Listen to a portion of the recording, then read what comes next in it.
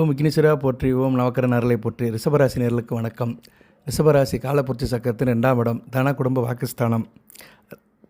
ராசியில் சந்திரன் உச்சமாக இருக்கிறார். இன்றைக்கி கார்த்திகை நட்சத்திரம், கார்த்திகை விரதம். இன்றைக்கி 6/2/2025 ரொம்ப அற்புதமாக இருக்குது. குருச்சந்திர யோகம் ராசியில் ஒன்றா கூடியிருக்கு. ராசிக்கு வேண்டிய கிரகம் 8-11 கூடிய குருவும் 3 கூடிய சந்திரனும் சேர்ந்து நல்ல அமைப்பில் இருக்கிறாங்க.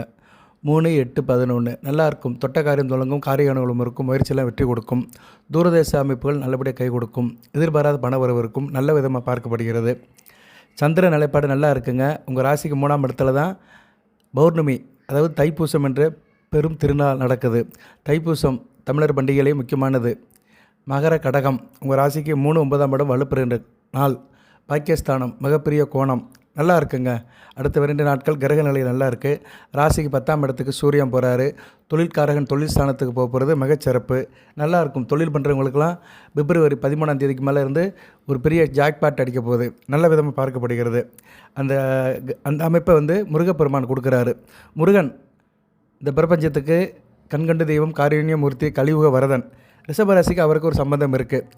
ரிஷபராசியில் இருக்க 3 நட்சத்திரமே முருகப்பெருமானுக்கு வேண்டிய நட்சத்திரங்கள் தான்.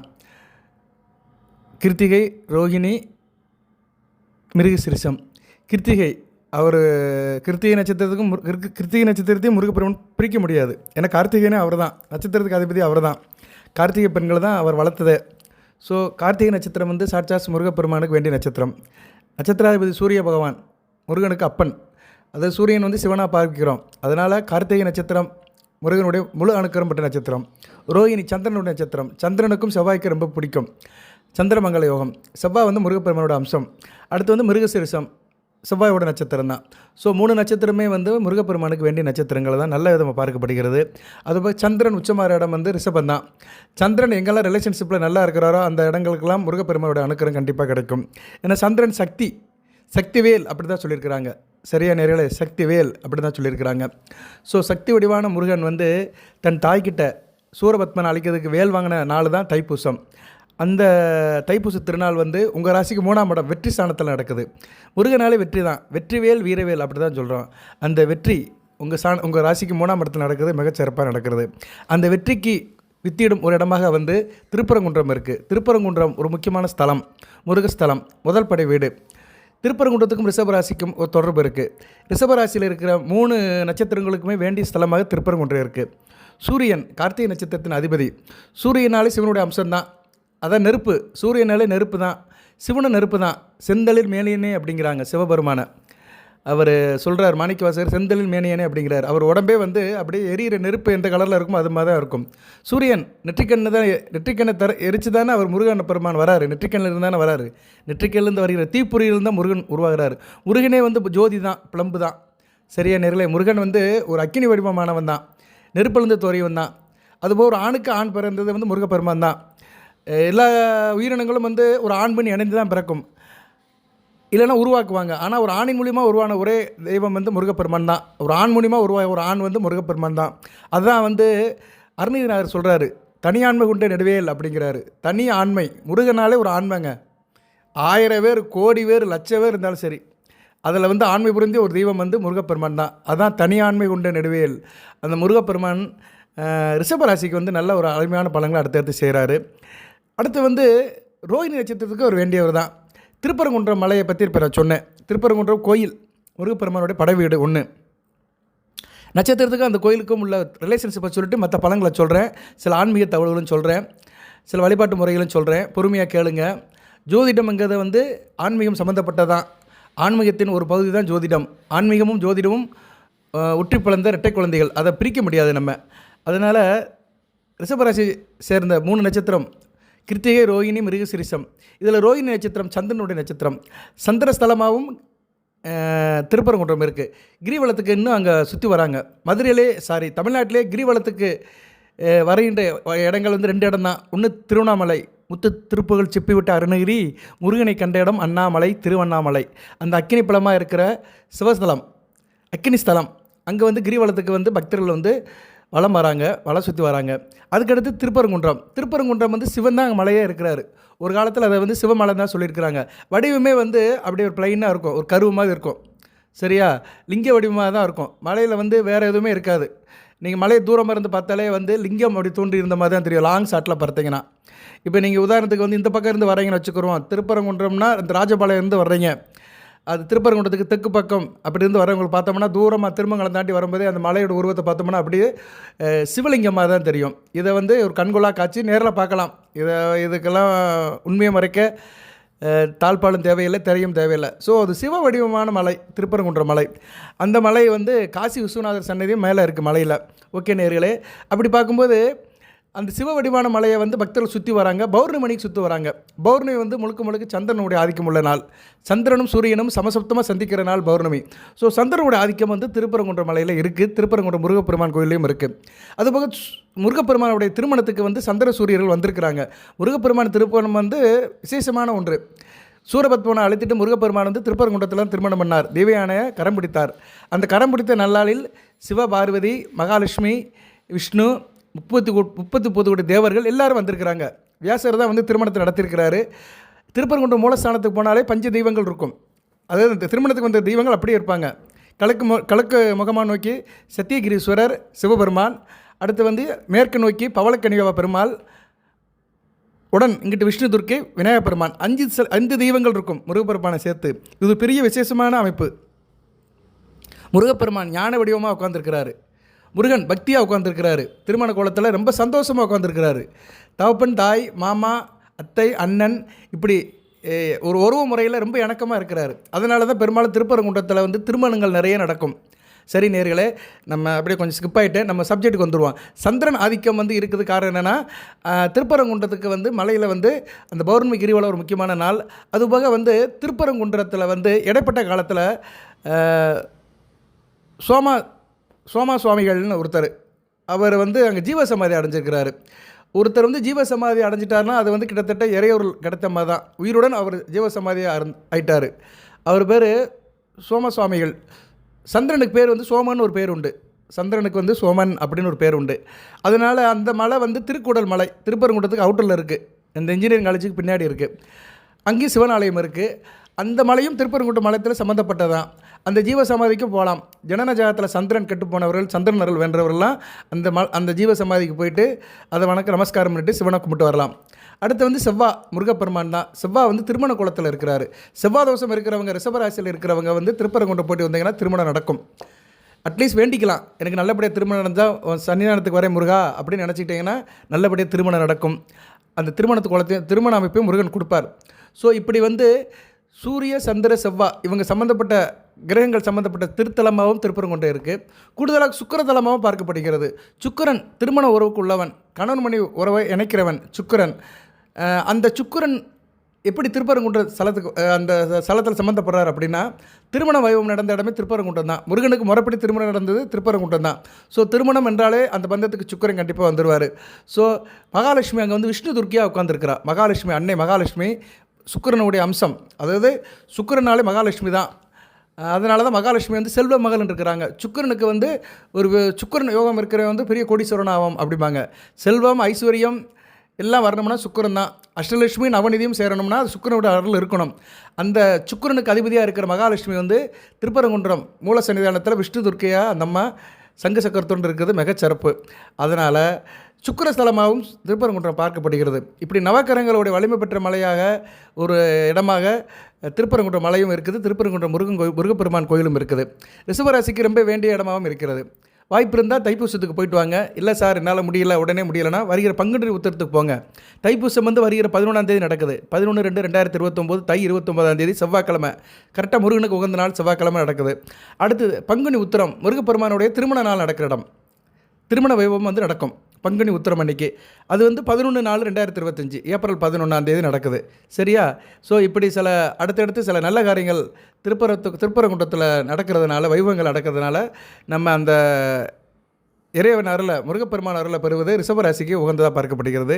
ரிஷபராசியில் சுக்கிர தோஷம் உள்ளவர்கள், சந்திர தோஷம் உள்ளவர்கள், செவ்வாய் தோஷம் உள்ளவர்கள் கண்டிப்பாக திருப்பரங்குன்றம் முருகப்பெருமான் கோவிலுக்கு போகலாம். ஓகே நேயர்களே, அதுபோக வந்து அங்கே வந்து மச்சமுனி அப்படி ஒரு சித்தர் முனிவர் தான் அந்த கோயிலை வந்து உருவாக்கியிருக்கிறாரு. பொதுவாக ஒவ்வொரு கோயிலுக்குமே ஒரு முனிவர் இருப்பார், ஒரு சித்தர் இருப்பார். திருப்பதினா கொங்கணவா சித்தர், ராமேஸ்வரம்னு வந்து பரசர மாமுனி, அடுத்து வந்து மருதமலைனா பாம்பாட்டி சித்தர், இப்படி நிறைய சொல்லலாம். பழனினா போகர், இப்படி ஒவ்வொரு முனிவர்களும் சித்தர்களும் சில ஸ்தலங்களை பறைச்சிருக்காங்க. அதெல்லாம் ரொம்ப தொன்மை வாய்ந்தது. அதுபோல் திருப்பரங்குன்றம் முருகப்பெருமான் கோயில் சங்க காலத்திலே இருக்குது. சங்ககால பாடல்களே இருக்குது. பரிபாடல், திருமுருகாற்றுப்படை, மதுரை காஞ்சி, இப்படி நிறைய சொல்லலாம். அகநானூறு, இதிலெல்லாம் வந்து முருகப்பெருமானுடைய அந்த ஸ்தலத்தை பற்றி சொல்லியிருக்கிறாங்க. முற்கால மன்னர்களே வந்து முற்கால பாண்டிய மன்னர்களே வந்து இந்த கோயிலை வந்து உருவாக்கியிருக்காங்க. ஆக்சுவலாக பார்த்தோம்னா திருப்பரங்குன்றம் வந்து பின்னாடி தான் இருந்திருக்கிறார் முருகப்பெருமான். தென்பரங்குன்றம் அப்படிம்பாங்க. தென்பரங்குன்றம் ஐயா தேன்மலை வந்ததையா அப்படிம்பாங்க. தென்பரங்குன்றம் வந்து தென்றல் உலாவும் இடம். ஒரு காலத்தில் தென்றல்னாலே வந்து தெற்கு பக்கம்தான். தெற்கு பக்கம் இருந்து அடிக்கிற காற்றுக்கு பேர் தென்றல் சொல்லுவோம். அதற்கு வந்து மதுரை வந்து ஒரு முக்கிய ஸ்தலமாக இருக்குது. அதை நல்லா அனுபவிக்கலாம். இது நேயர்களுக்கெல்லாம் இதை நான் அனுபவித்து சொல்கிறேன். திருச்சியிலேருந்து மதுரைக்கு வரவங்களுக்கு நல்லா தெரியும். திருச்சியிலேருந்து மதுரைக்கு வரவங்க வந்து துவரங்குறிச்சி தாண்டி அடுத்து கொண்டையம்பட்டி இருக்கும். கொண்டையம்பட்டி தாண்டி வரும்போதே கொஞ்சம் கொண்டையம்பட்டி தாண்டி மதுரை நோக்கி வரும்போதே தென்றல் காற்று நல்லா தெரியும். பஸ்ஸில் வரும்போது இன்னும் இருக்குது அந்த தென்றல். அப்படின்னாலே தெற்கு பக்கத்துலேருந்து அடிக்கிற காற்றுக்கு பேர் தான் தென்றல். இந்த எஃபெக்ட் வந்து மதுரை முழுக்க இருக்கும். மதுரை மாநகரம் முழுக்க இருக்கும். அடுத்து கொஞ்சம் தூரம் திருமங்கலம் அந்த ஏரியா அந்த பார்டர் வரைக்கும் இருக்கும். அதுக்குங்கிட்ட அதோடைய தாக்கம் குறைஞ்சி போயிடும். ஸோ மதுரை வந்து தென்றல் என்ற ஒரு காற்றுக்கு சொந்தமான இடம். சரியா நேர்களே, தென்றல் அப்படின்னாலே ஒரு நல்ல காற்று. சரியா, காற்றுக்கு நிறையா இருக்குது. வாடை, கோடை, தென்றல் அப்படின்னு நிறைய காற்று 4-5 விதமாக பிரிச்சிருக்கிறாங்க. அதில் முக்கியமானது தென்றல். அந்த தென்றலுக்கு பெயர் போன இடம் தென்பரங்குன்றம். தென்பரங்குன்றம் தென்றல்னாலே தெற்கு பக்கம் இருந்து அடிக்கிற காற்றுக்கு பேர் தான் தென்றல். முருகன் தெற்கு பக்கம் இருந்தால் வடக்கு பக்கம் வந்திருக்கிறாரு. திருப்பரங்குன்றம் ஒரு குடவரை கோயில்.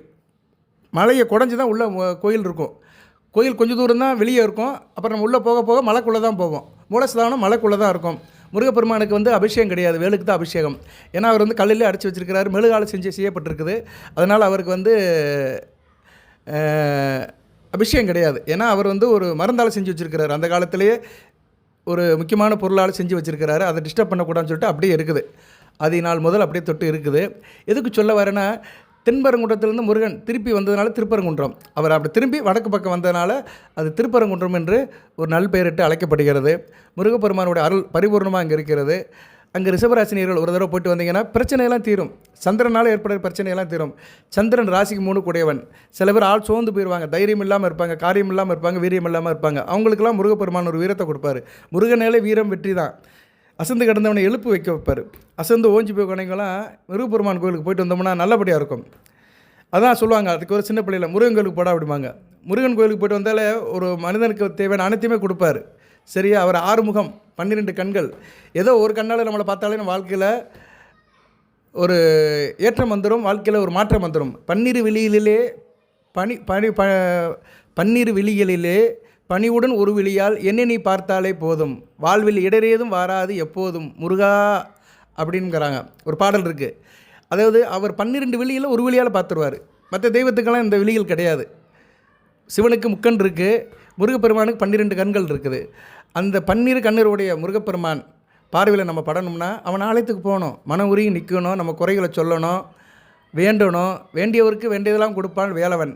அந்த வேலவன் ஸ்தலம் திருப்பரங்குன்றம் ஒரு திருத்தலமாக முதல் படை வீடாக இருக்குது ரிஷபராசியில்.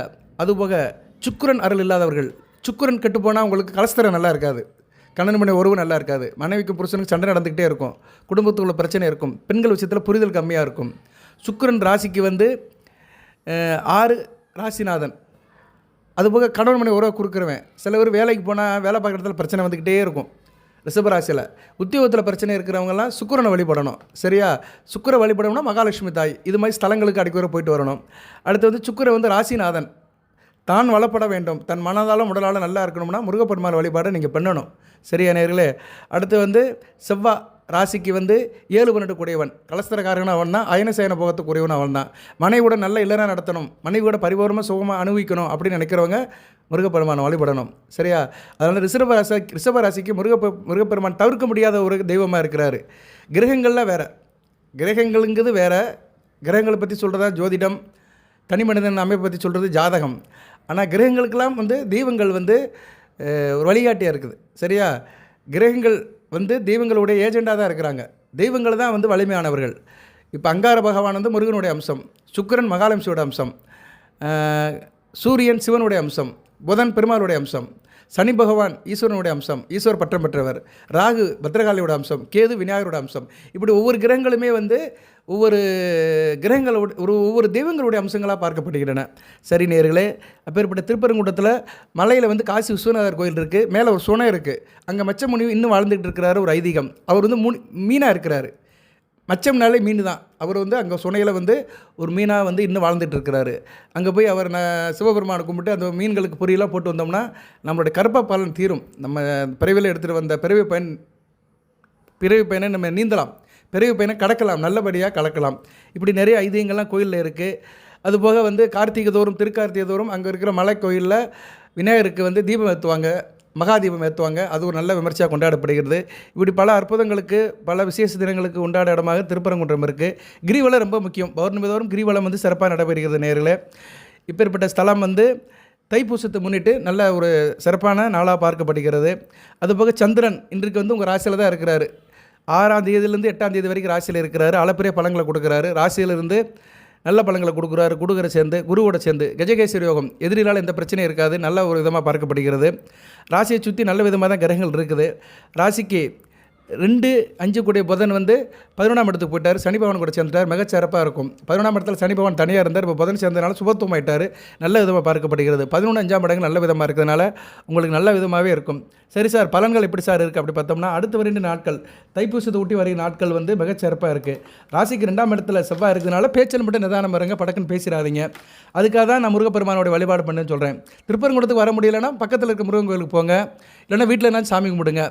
தைப்பூசத்தன்னைக்கு காலையில் 8 to 12, 8 to 11 வரைக்கும் டைம் இருக்குது. சுக்கிர உரை, புதன் உரை, சந்திர உரை வருது. அந்த 8 to 11க்குள்ளே அருமையாக சாமி கும்பிடலாம். வீட்டில் முருகப்பெருமான நமஸ்காரம் பண்ணிவிட்டு நான் சொன்ன மாதிரி பொருட்களை வச்சு சாமி கும்பிடுங்க. துவரம்பருப்பை வந்து தாம்பூலத்தில் விரிச்சிட்டு, பித்தளை தாம்பரத்தில் விரிச்சிட்டு ஒரே ஒரு அகல் விளக்கு மட்டும் வைங்க.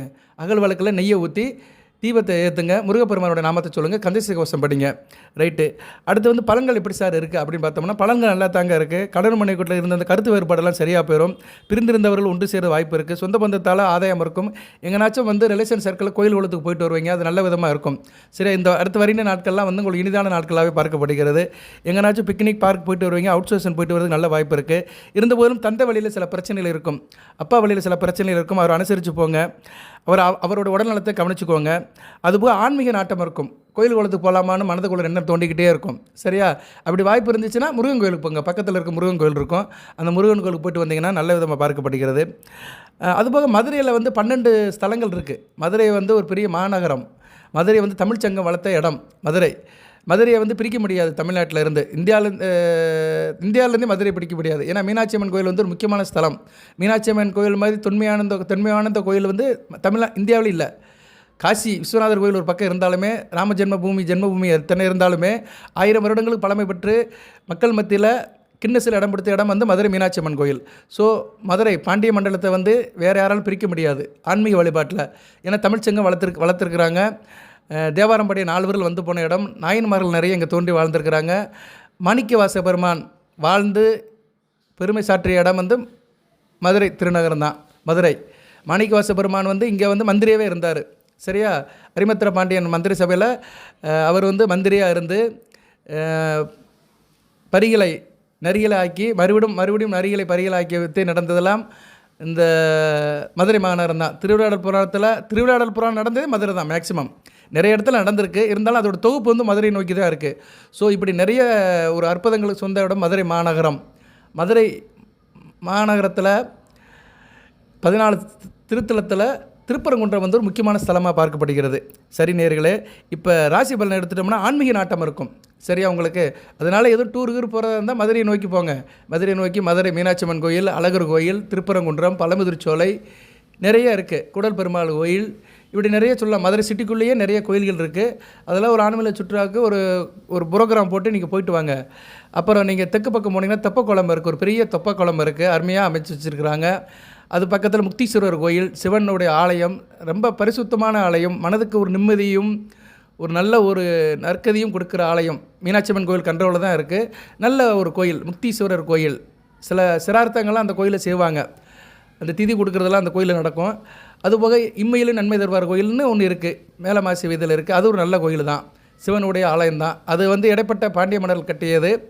ஆனால் மீனாட்சி அம்மன் கோயில் இதெல்லாம் வந்து பழமை தொன்மை வந்தது. அதெல்லாம் வந்து முற்கால பாண்டியர்கள் கட்டிய கோயில்கள். சரி நேர்களே, நிறைய பேருக்கு இந்த நேரம் சந்தேகம் வரும், ரிஷபராசிக்கும் மதுரைக்கும் என்னையா சம்மந்தம் அப்படிம்பாங்க. ரிஷபராசிக்கும் மதுரைக்கும் சம்மந்தம் இல்லை. ஆனால் மதுரை வந்து எல்லாத்துக்கும் சம்மந்தப்பட்டது. சரியா, மனிதனாக பிறந்தவனுக்கு எல்லாமே மதுரை சம்மந்தப்பட்டது. ஏன்னா மதுரைக்கு வந்து அந்த மகிமை உண்டு.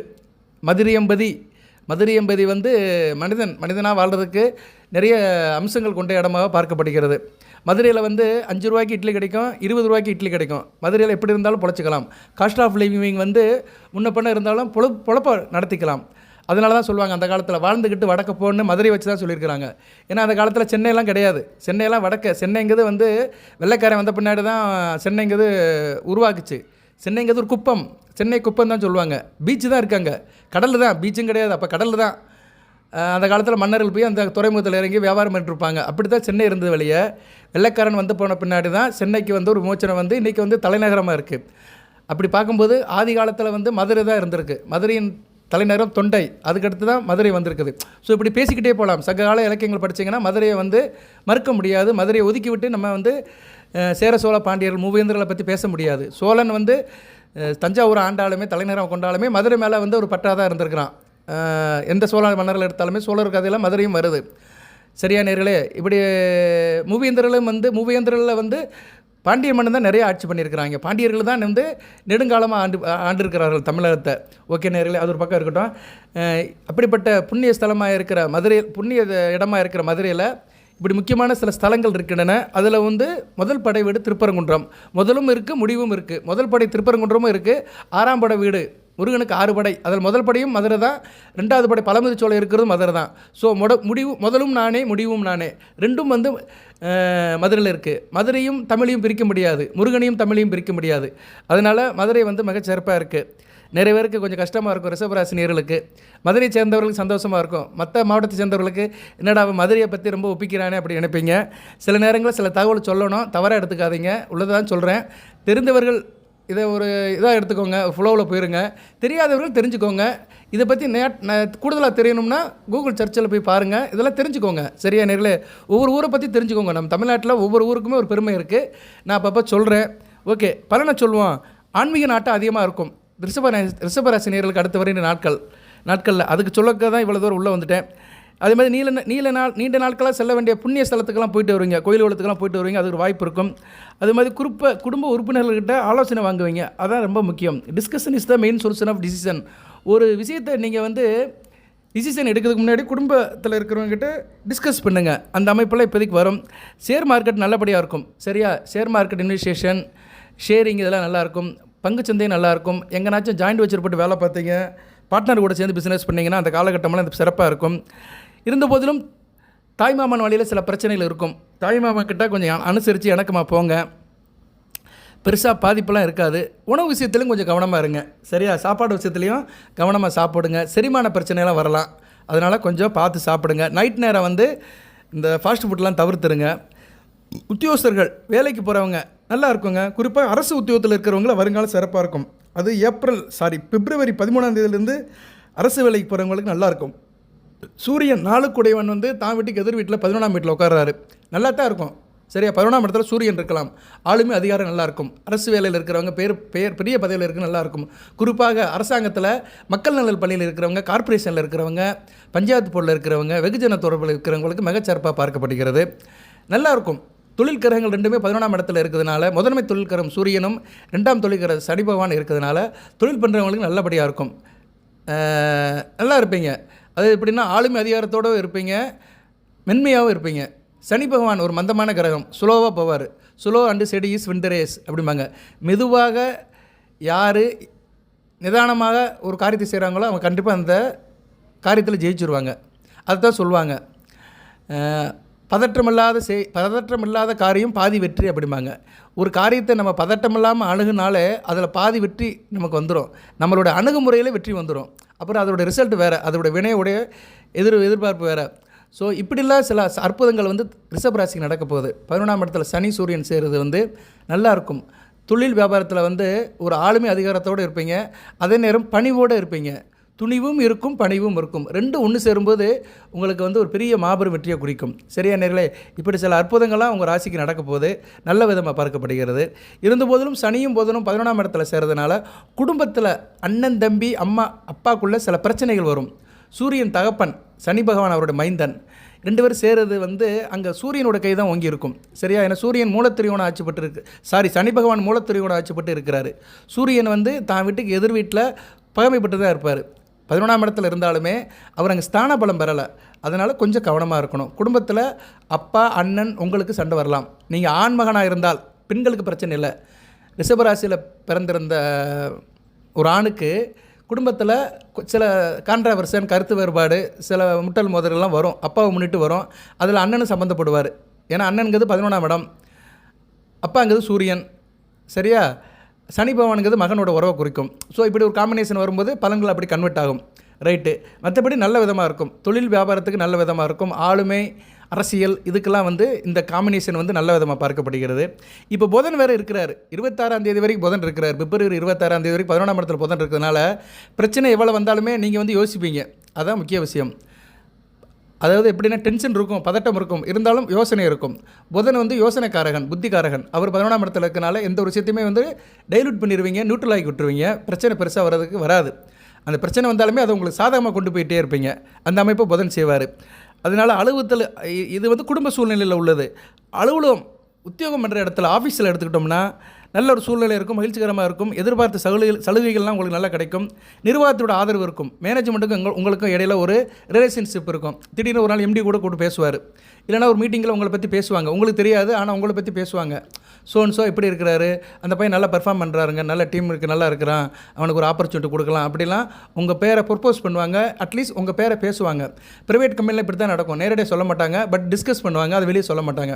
ஒருத்தங்களுக்கு இப்படி தான் கிரெடிட் கிடைக்கும். சரி, வேலை பார்க்குற இடத்துல நமக்குடைய பெர்ஃபார்மன்ஸ் கிடைக்கணும்னா நம்மளோட பேரில் அடிபடும், அடிக்குதுக்க. சரியா? முக்கியமான இடத்துல மீட்டிங்கில் சில டிஸ்கஷனில் நம்மளோட பேர்கள் அடிபடும். அப்படி ஒரு அமைப்பெல்லாம் நடக்கும். அதுபோக உங்களோட ஆலோசனைகள் பிறரால் பாராட்டப்படும். அது இருக்கும், அங்கீகாரம் இருக்கும். ஒரு மனிதனுக்கு அதான் தேவை. நம்மளுடைய யாரை நம்மளை அங்கீகரிக்க மாட்டேங்கிறாங்களே, அக்செப்டன்ஸ் அப்படிம்பாங்க, ஏற்றுக்கொள்ளுதல். அந்த ஏற்றுக்கொள்ளுதலாம் இருக்கும். அதை ஏற்றுக்கொண்டு உங்களை பாராட்டுவார்கள். அதுபோக சக ஊழியர்கள், உங்கள்கிட்ட வேலை பார்க்குற ஊழியர் நல்லா உதவி பண்ணுவாங்க. நீங்களும் மியூச்சுவலாக இருப்பீங்க. சில சந்தேகங்களை கேட்டு தெரிஞ்சுக்கிறீங்க, விட்டு கொடுத்து போவீங்க. சரியா நேர்களே? ஸோ ஆஃபீஸ் அட்மாஸ்பியர் நல்லாயிருக்கும். தனியாராக இருந்தாலும் சரி, பிரைவேட்டாக இருந்தாலும் சரி. குறிப்பாக தனியார் சம்மந்தப்பட்டவங்களுக்கு கூடுதல் சிறப்பாக இருக்கும். ஏன்னா 11ஆம் இடத்துல புதன், சனி, சூரியன் அரச குறித்தாலுமே புதனும் சனியும் வந்து தனியார் குறிக்கிற கிரகங்கள். அங்கே வந்து டாமினேஷன் பார்த்தா புதன் சனி உடைய கூட்டணி தான் அதிகமாக இருக்குது. 2 பேரும் தான் ஸ்தான பலம் பெற்றிருக்கிறாங்க. ஸோ அது வந்து நல்ல விதமாக பார்க்கப்படுகிறது. அதுபோக 6 கூடியவன் யார்? சுக்கிரனும் வந்து 11ஆம் இடத்துல, ராசிக்கு வந்து 11ஆம் இடத்துல இருக்கிறார். சரியா? 11ஆம் இடத்துல இருக்கிறது மிகச்சிறப்பு தான். ஸோ 11 இடங்கள் நல்ல நிலைமையில் இருக்கிறதுனால தனியார் சம்மந்தப்பட்ட காரியத்தில் இருக்கிறவங்களுக்கு சிறப்பாக இருக்கும். 11 கூடிய குருவும் ராசியில் இருக்கிறாரு. ஸோ தனியார் வேலையில் இருக்கிறவங்களுக்கு கூடுதல் வாய்ப்புகள் அதிகமாக இருக்கும். ஸோ இப்படி தான் பிரிக்க முடியும். அதாவது அரசாங்க வேலைன்னா அந்த ராசி 6ஆம் இடம், 10ஆம் இடம், 11ஆம் இடம், இந்த இடங்களில் வந்து சூரியன் செவ்வாய் குரு இப்படி இந்த ராஜகிரகங்கள் சம்மந்தப்படும் போது அரசு வேலை சம்மந்தப்பட்ட விஷயத்தில் போகும். மற்ற கிரகங்கள் சுக்கிரன், புதன், சனி பகவான் சம்மந்தப்படும் போது தனியார் சம்மந்தப்பட்ட வேலைக்கு போகும். இதெல்லாம் பிரித்து பலன்கள் சொல்லணும். இதெல்லாம் ஜோதிடருடைய ஒரு இதை பொறுத்து இருக்குது, அப்சர்வேஷனை பொறுத்து இருக்குது. சரியா? ஜோதிடத்தில் இன்னும் நிறையா இருக்குது. அதெல்லாம் பார்த்து பிரித்து சொன்னோம்னா பலன் சொல்லிக்கிட்டே இருக்கலாம். ரிஷபராசிக்கு முதல் வீடு எப்படி இருக்குது, 2ஆம் வீடு எப்படி இருக்குது. இன்றைக்கி ராசியில் வந்து குருவும் சந்திரன் இருக்கிறாங்க. சந்திரன் வந்து கார்த்திகை நட்சத்திரத்தில் போகிறாரு. அடுத்து வந்து ரோஹிணி நட்சத்திரத்தில் போனார்னா எப்படி இருக்கும்? ரோஹிணி நட்சத்திரத்தில் போனாலும் உச்சமடைவார். அருமையான அமைப்பு. தான் சுயசாரத்தில் உச்சமடைவார். சரியா? அடுத்து வந்து மிருகசீரிஷ நட்சத்திரத்துக்கு போவார். நல்ல அமைப்பு தான். அடுத்து வந்து 2ஆம் இடத்துக்கு போவார். செவ்வாய் கூட சேருவார். 2ஆம் இடத்துக்கு என்னைக்கு சார் போகிறாரு? 9ஆம் தேதியிலேருந்து 10ஆம் தேதி வரைக்கும் 2ஆம் இடத்துல இருப்பார். நல்ல அமைப்பு. குடும்பத்தில் ஒரு சந்தோஷம் இருக்கும். 9ஆம் தேதி 10ஆம் தேதி எங்கேனாச்சும் நீங்கள் வெளியே குடும்பத்தில் ஒரு சந்தோஷமாக இருப்பீங்க. மனைவி கூட எங்கேனாச்சும் போயிட்டு வருவீங்க. குடும்பத்தில் மனைவி கூட இணக்கமாக இருப்பீங்க. மனைவி கூட்டிகிட்டு எங்கேனாச்சும் போயிட்டு வருவீங்க. ஏன்னா செவ்வாய் வந்து 7 12 கூடியவன். 12ஆம் இடங்கிறது வெளியே குறிக்கும். 2ஆம் இடம் குடும்பம். செவ்வாய் 7 கூடியவன் மனைவி. ஸோ குடும்பத்தில் இருக்க மனைவி கூட சேர்ந்து எங்கேனாச்சும் வெளியே போவீங்க. இதுதான் ப்ரிடிக்ஷன்.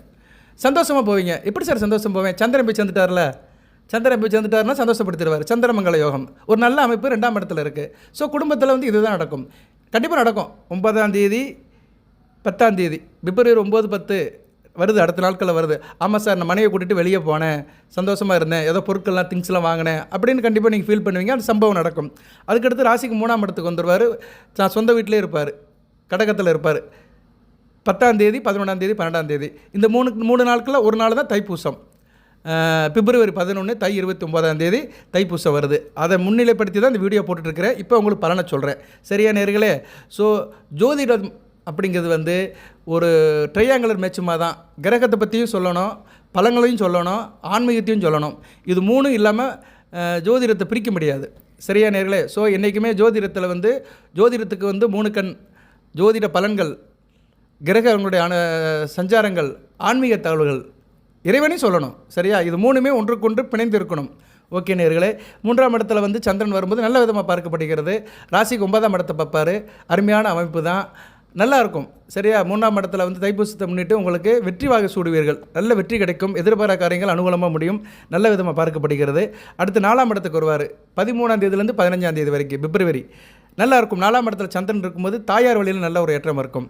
தாய் வழியில் நல்ல ஒரு உறவு இருக்கும். விவசாயம் பண்ணுறவங்களுக்கு நல்லாயிருக்கும். அரசு சம்மந்தப்பட்ட காரியங்கள் நல்லபடியாக முடியும். வண்டி வாகன யோகம் இருக்கும். ட்ராவல்ஸ் டிரான்ஸ்போர்ட் வச்சுருக்கிறவங்க இவங்களுக்கெல்லாம் நல்ல விதமாக பார்க்கப்படும். அந்த காலகட்டத்தில் அதில் ஒரு அனுகூலமான ஒரு அமைப்பு நடக்கும். வண்டி வாகனம் சம்மந்தப்பட்ட விஷயங்களில் வந்து உங்கள் மனதுக்கு இனிய சில சம்பவங்கள்லாம் நடக்கும். அடுத்த ராசிக்கு 5ஆம் இடத்துல சந்திரன் போவார். கேது கூட சேர்ந்து கிரகணம் ஆனாலுமே குரு பார்வைக்கு வரதுனால பிரச்சனை இல்லை. வீடு கொடுத்த புதன் வந்து ராசிக்கு 10ஆம் இடத்துல இருக்கிறது கூடுதல் சிறப்பு தான். சரியா? நல்லா இருக்கும். ஸோ 5ஆம் இடத்துல சந்திரன் இருக்கும்போது அதிர்ஷ்டம் கை கொடுக்கும். இளைய சகோதர வழியில் ஒரு ஏற்றம் இருக்கும். உங்களோட தம்பி தங்கச்சி இருந்தாங்களா, அவங்க வழியில் வந்து ஒரு முன்னேற்றம் இருக்கும். அவங்க படிப்பு, திருமணம் அமைப்பு, அவங்களுடைய காரியங்கள்லாம் நல்லபடியாக இருக்கும். பூர்வ புண்ணிய விஷயங்கள், தகப்பன் வழி சொத்து பத்துக்கள் விஷயத்தில் வந்து ஒரு நல்ல ஒரு முன்னேற்றம் இருக்கும். அதிர்ஷ்டம் கை கொடுக்கும். அடுத்து 6ஆம் இடத்துல சந்திரன் இருக்கலாம். அவர் ஒளிச்சந்திரனாக தான் இருக்கிறாரு. அவர் வந்து கிட்டத்தட்ட ஒளிச்சந்திரனாக இன்று முதல் இருக்கிறார். ஆல்ரெடி இப்போ ஒளிச்சந்திரனாக தான் இருக்கிறார். பருவ நோய்க்கு போகிறவர் தான் ஒளிச்சந்திரன். 6/2/2025 22/2/2025 வரைக்கும் வலிமை புரிந்திய சந்திரனாக இருக்கிறார். 6ஆம் இடத்துல இருக்கிறது நல்லதான். 6ஆம் இடத்துல சந்திரன் இருக்கிறது அருமையான அமைப்பு தாங்க. 6ஆம் இடத்துல கோச்சாரத்தில் சந்திரன் இருந்தானா அளப்பரிய பலன்களை கொடுப்பார். தேக ஆரோக்கிய நல்லாயிருக்கும். நாள்பட்டு வியாதிகள்லாம் குணமாகும். 6ஆம் இடத்துல சந்திரன் இருக்கிற போதெல்லாம் நல்லா இருப்பீங்க. ஆள் நல்லா ஸ்மார்ட்டாக இருப்பீங்க. ஏன்னா உங்கள் ராசிநாதனுடைய இன்னொரு வீடு அல்லவா, உங்கள் ராசிநாதனுடைய இன்னொரு வீடு. அருமையான அமைப்பு. அங்கே சந்திரன் இருந்தார்னா நல்ல பலன்களை கொடுப்பாரு. உத்தியோகம் பண்ணுறவங்களுக்கு நல்ல ஒரு ஏற்றமாக இருக்கும். 7ஆம் இடத்துக்கு வந்துட்டானா ராசியை பார்ப்பார். சரி, அருமையான அமைப்பு. குரு பார்வைக்கு வருவார். சூப்பராக இருக்கும். கூட்டுத்தொழில், பங்கு சந்தை, கணவன் மனைவி உறவு, நண்பர்கள், சொந்த பந்தம், நல்லா இருப்பீங்க. அதுபோக வந்து தேக ஆரோக்கியம் நல்லாயிருக்கும். 7ஆம் இடம் வந்து ஆயிலையும் குறிக்கும். ஆயிலை வந்து நம்ம கோச்சாரத்தில் சொல்ல முடியாது. ஆயிலை பற்றி பேசுகிறோம்னா தனி மனிதனுடைய ஜாதகத்தை எடுத்து தான் பேச முடியும். சரியா நேர்களே? லக்னாதிபதி, அஷ்டமாதிபதி, அஷ்டம கிரகம், 7க்குரியவன், 7ஆம் இடம், இப்படி சில காம்பினேஷன் இருக்குது. 3ஆம் இடம், இதெல்லாம் வச்சு தான் வந்து ஆயிலை சொல்ல முடியும். ஆனால் ஆயிலை பற்றி பேசும்போது கோச்சார அமைப்பையும் கன்சிடர் பண்ணணும். ஸோ கோச்சாரத்தில் எப்படி வேணால் சொல்லிக்கிறேன்னா தேக ஆரோக்கியம் நல்லா இருக்குன்னு சொல்லிக்கலாம். சரியா? தேக ஆரோக்கியம் நல்லா இருக்குனால என்ன, நல்லா இருக்கும்னு அர்த்தம். சுவர் இருந்தால் தான் சித்திரை வர முடியும். இப்படி அற்புதமான பலன்கள் ரிஷபராசியை சுற்றி நல்லபடியாக நடக்கு. எல்லாம் ரைட்டு தான், நீ எல்லாம் சொல்கிறியா, ஆனால் நான் அப்படி இல்லையே, எனக்கு சில பிரச்சனைகள் இருக்குது அப்படின்னு சொல்கிறவங்களுக்கு என்ன சார் பிரச்சனை நடக்குது அப்படின்னு பார்த்தோம்னா, அவங்களுக்கு பிரச்சனை நடக்குது வாய்ப்பு எப்படி இருக்கும்னா, குரு ராசியில் இருக்கிறாரு. குரு வந்து 8/11 கூடையவன். கொஞ்சம் பிரச்சனை இருக்கும். மூத்த சகோதர வழியில் சில அண்டர்ஸ்டாண்டிங் கம்மியாக இருக்கும். சரியா? இல்லைன்னு சொல்ல முடியாது. சில பேர் இருப்பாங்க, மூத்த சகோதரன், அண்ணன், அக்கா இவங்க விஷயத்தில் வந்து இயல்பாக இருக்க முடியாது. சில மனசுக்குள்ளே சில குறுகுறுப்பு இருக்க தான் செய்யும். அதுபோக தூரதேச அமைப்புகள் நடக்காது.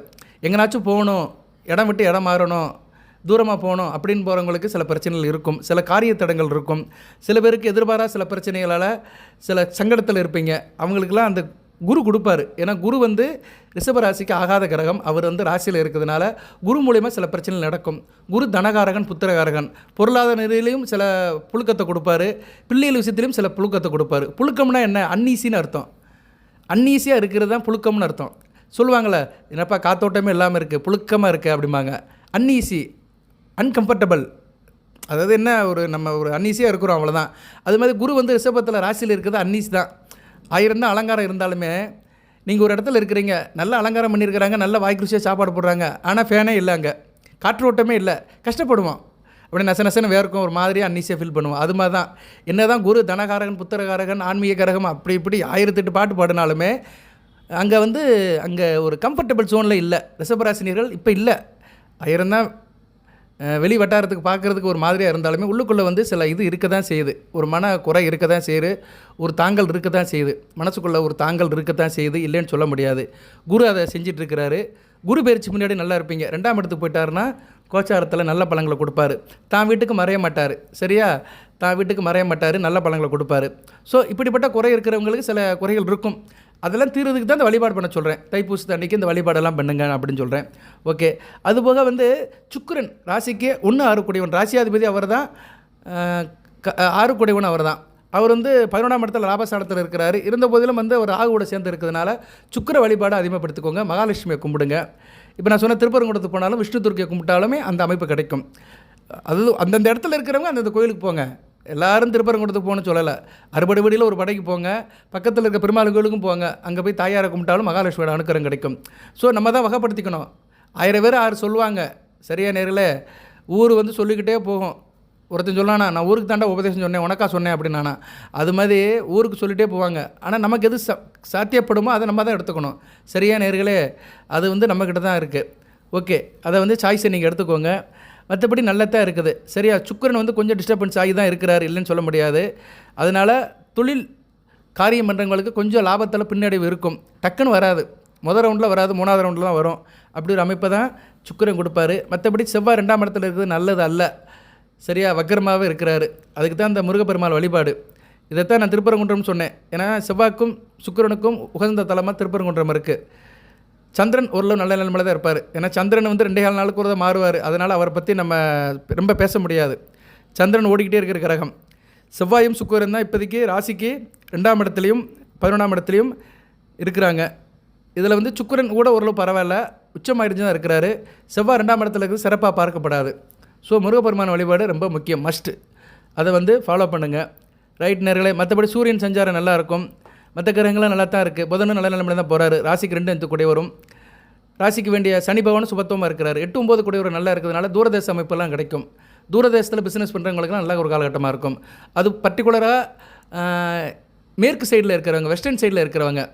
ஏன்னா கும்பம் வந்து ஒரு மேற்கே உள்ள ஒரு கிரகம். புதன் போகிறாரு. புதன் வந்து ஒரு என்ன சொல்லலாம், புதன் வந்து கணக்கன், டேபிள் ஒரு கணக்கன், தொழில்நுட்பம் உள்ள கிரகம், சிஸ்டர் ரிலேட்டடாக கலக்கம். அப்படி காம்பினேஷனில் பார்க்கும்போது மேற்கு சைடு, வெஸ்டர்ன் சைடு இந்த சிஸ்டர் ரிலேட்டடாக வேலைக்கு போனவங்க நல்லாயிருக்கும். சரியா, வெஸ்டர்னா என்ன, மேற்கிந்திய நாடுகள், யூரோப்பா, கனடா, இங்கிட்டலாம் வந்து கம்ப்யூட்டர் சம்மந்தப்பட்ட வேலைக்கு போனவங்க, இன்றைக்கி ஐடி முடிச்சுலாம் போயிருக்காங்களா, இவங்களுக்குலாம் நல்லாயிருக்கும். இப்படி ஒரு காம்பினேஷனில் நல்ல விதமாக பார்க்கப்படுகிறது. ஓகே நேர்களே. அடுத்து சூரியனும் 11ஆம் இடத்து தான் போகிறாரு. சூரியன் போனார்னு என்ன, வேலை பார்க்குற இடத்துல ஒரு ஆளுமை அதிகாரத்தோடு இருப்பீங்க. உங்களுக்கு வந்து ஒரு டக்குன்னு ஒரு ப்ரொமோஷன் கொடுப்பாங்க, இல்லைனா உங்களுக்கு ஒரு லீடர்ஷிப் கொடுப்பாங்க. சூரியனாலே லீடர் தானே, தலைவன் தானே.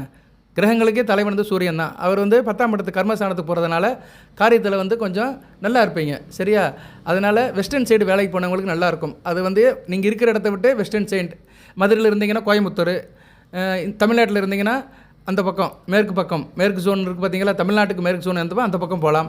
அதுபோக வந்து நம்ம நாட்டுக்கு மேற்கு ஜோன்னா UK இப்படி போகலாம், வெஸ்டர்ன். சரியா, ஐரோப்பிய நாடுகள், வெஸ்டர்ன் நாடுகள்னு சொல்லிக்கலாம். ரைட் நேர்களே. இப்படி ஜோதிடத்தில் பலவாறு பிரித்து பலன்கள் சொல்லிக்கிட்டே இருக்கலாம். ரிஷபராசிக்கு வந்து ஒன்றா பிரித்து சொல்லலாம். ரிஷபராசி எந்த இது சார் வருது அப்படின்னு கேட்குறாங்க நிறைய பேர். யாராச்சும் ஒருத்தர் மனசில் தோணும், ராசிகளுக்கெல்லாம் திசை உண்டா? கண்டிப்பாக உண்டு.